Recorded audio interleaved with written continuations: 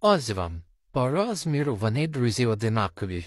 Як бачите, по розміру одинакові. Це і без годинничка, тут така колоночка, тут акумулятор, безструйна зарядка на платформі трошки побільший за цю.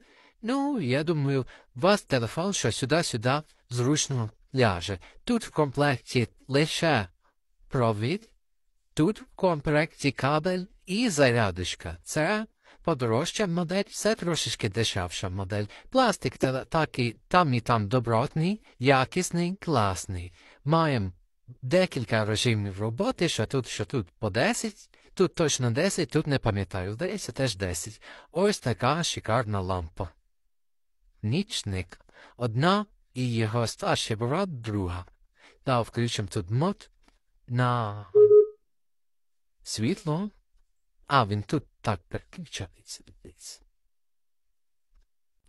Отак. Знайшов. Щоб вам показати різницю.